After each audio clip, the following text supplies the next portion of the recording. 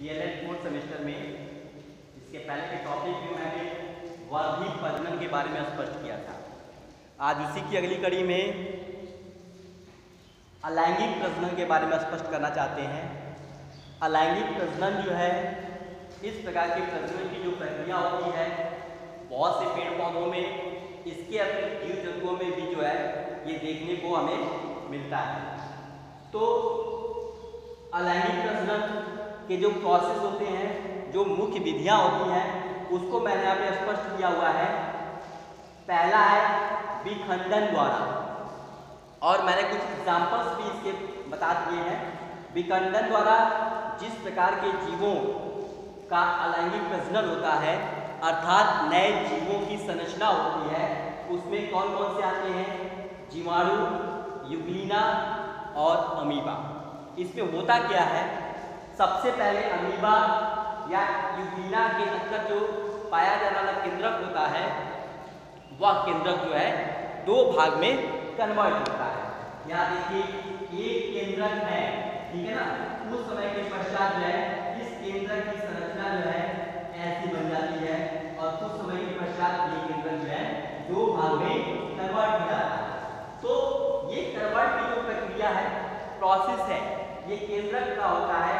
और जब केंद्रक क्या होता है, दो भाग में विखंडित हो जाता है, तो दो नए जीवों की उत्पत्ति होती है, जिसे हम विखंडन विधि के द्वारा अलैंगिक प्रजनन का नाम देते हैं। अर्थात एक जीव के माध्यम से दो नए जीवों की उत्पत्ति होना, जिसकी मुख्य भूमिका जो होती है में केंद्रक होता है। केंद्रक जो है एक से दो पार्ट में कन्वर्ट होकर के दो नए जीवों की संरचना को बनाता है। दूसरा मैंने लिखा है मुकुलन विधि। मुकुलन विधि को जो है हम लोग और क्या बोलते हैं? बडिंग बोलते हैं।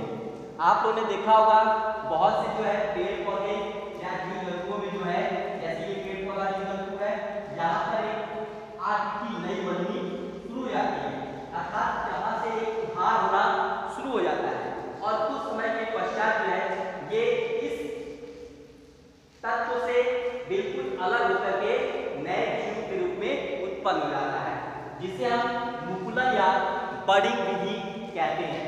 इसके अंतर्गत जो है ये प्रक्रिया होती है ईस्ट में, स्पंज में और मूंगा में। इस प्रकार की प्रक्रिया हमको देखने को मिलती है। अर्थात इस विधि में जो है क्या होता है, शरीर से एक छोटा सा पार्ट या एक छोटा सा उभार जो है उससे निकलना शुरू हो जाता है, और निकलने के कुछ समय के पश्चात उससे एक नए जीवन की उत्पत्ति होती है, नए जीव की उत्पत्ति होती है, जिसे हम मुकुलन विधि का नाम देते हैं। अब देखिए तीसरा है बीजाणु विधि। बीजाणु विधि क्या होता है? देखिए बीजाणु विधि को जो है हम लोग स्पोर विधि के नाम से भी जानते हैं। इस विधि में एक्चुअल में होता क्या है कि बीजाणु पड़े होते हैं, और जब उन्हें उचित एटमॉस्फेयर मिलता है, अर्थात उनके अकॉर्डिंग जो है पर्याप्त मात्रा में जो है मिट्टी, जल और पानी मिलती है, तो क्या होता है वहाँ पर नए जीवों की उत्पत्ति होना शुरू हो जाती है। आप लोगों ने ब्रेड में या रोटी में देखा होगा, जब ब्रेड या रोटी नम हो जाती है तो उसमें फफूंद उत्पन्न होना शुरू हो जाता है। ये फफूंद किस विधि से होता है? बीजाणु विधि के द्वारा होता है, क्योंकि उसे उसके अकॉर्डिंग जो है एटमॉस्फेयर मिल जाता है, और उस प्रकार के एटमॉस्फेयर मिलने की उपस्थिति में जो है नए जीवों की उत्पत्ति होती है। इसके अंतर्गत जो है फफूंद हो गया, मांस का पौधा हो गया, और फल के पौधे इसके अंतर्गत आते हैं।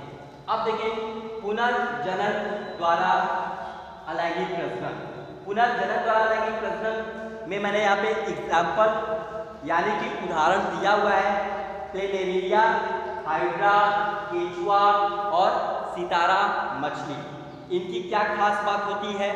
इनकी खास बात ये होती है कि ये इस प्रकार के जीव होते हैं जो अपने शरीर से दूसरे नए जीवों को उत्पन्न करने की क्षमता रखते हैं। जैसे केचुआ है, केचुआ बहुत बड़ा जब हो गया तो उसके बीज से वो क्या हो जाएगा, एक नए जीवों की उत्पत्ति वहाँ से शुरू होने की क्षमता उसके अंतर्गत होती है, और वहाँ से जो है वह नया जीव उत्पन्न हो जाता है। इसी प्रकार से हाइड्रा है, इसी प्रकार से सितारा मछली है, इन सभी के अंदर वही खास बात होती है कि ये अपने पूरे शरीर के भाग से एक हिस्सा निकलने के पश्चात उससे नए जीवों की उत्पत्ति होती है। एक और एग्जांपल देखिए इसमें, जैसे आप लोगों ने छिपकली को देखा होगा, छिपकली की पूंछ क्या हो जाती है, अलग हो जाती है। अलग होने के पश्चात नया उसमें से उसकी पूंछ उत्पन्न हो जाती है। तो इस प्रकार इस प्रक्रिया को पुनर्जनन कहते हैं। पुनर्जनन की प्रक्रिया के द्वारा भी जो है नए जीवों की उत्पत्ति होती है, और नए जीवों की उत्पत्ति में जो है ये जो मतलब कि मैंने एग्जाम्पल दिए हुए हैं, इस प्रकार के जीवाणु या इस प्रकार के जीव जंतु या पेड़ पौधे इसमें अपनी महत्वपूर्ण भूमिका का निर्वहन करते हैं।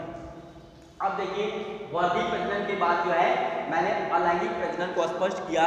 अगले वीडियो में जो है हम लोग लैंगिक प्रजनन के बारे में स्पष्ट करेंगे, किस प्रकार से लैंगिक प्रजनन की प्रक्रिया होती है।